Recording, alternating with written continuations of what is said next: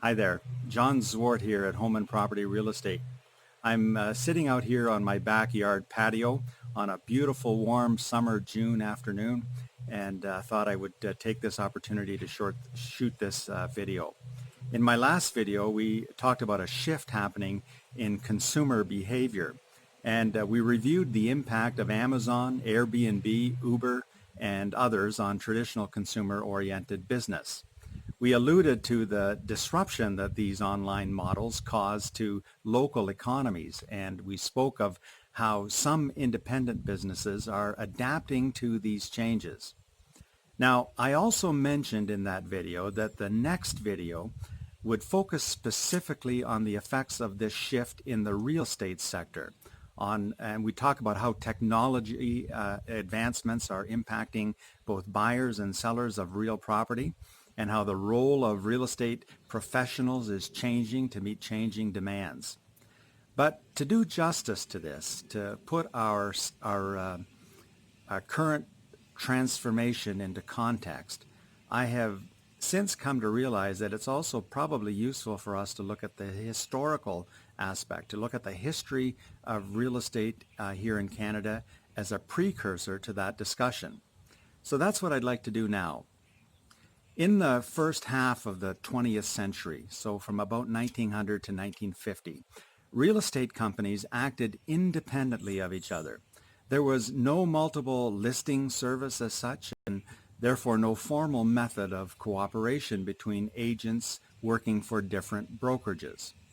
Their role as purveyors of the properties that they had under contract was thus limited by the number and the quality of those buyers that they themselves were working with. And it was not unusual, in fact, even likely, that both sides of a transaction were negotiating through the same agent. And even if there was cooperation between two agents or two brokerages, it was on an ad hoc basis, devoid of the formal MLS structure that we have in place today. Now, of course, over time during this era, many agents began to recognize that there were limitations to this model. And in the absence of personally secured buyer leads for their properties, they began to reach out with increased frequency to other agents in other brokerages, searching out cooperation to secure a sale. After the Second World War, this propensity toward cooperation gained tremendous traction. A precursor to the MLS system, known as the photo co-op system, was introduced officially in Ontario here in 1951. And with the establishment of a fully robust MLS system, the role of agents evolved. They were no longer just trying to sell their own listings. They became the keepers, so to speak, of all listings in a geographic area. And of course, all listings were now available to them as well for sale.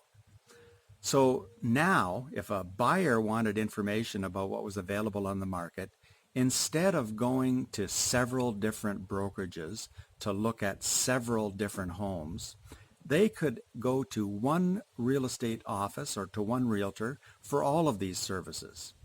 And if a buyer happened on a property that intrigued them, they could also make arrangements to see it or to put an offer in on it through a single agent of their choosing, as opposed to just the listing agent. This system has by and large worked reasonably well for many, many years, up until and including today. Along the way, though, there has been a recognition of limitations that became more pronounced as ownership rights and obligations gained complexity.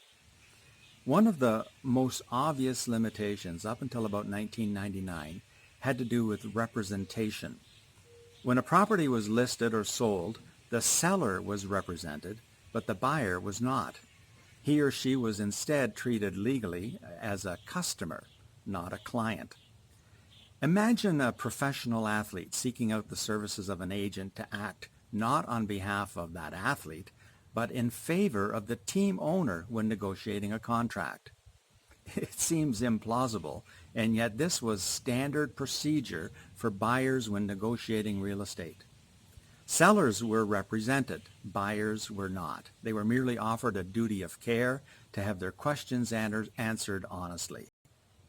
A move away from this inequity began late in the 1990s when an enforcement mechanism pertaining to the Realtor Code of Ethics was introduced. Though many buyers and sellers were at first skeptical of this change, buyer representation was a positive development in the market, and it has since become a staple of the real estate landscape. Buyer agents now owe the same fiduciary responsibility to their buyer clients as listing agents owe to their seller clients.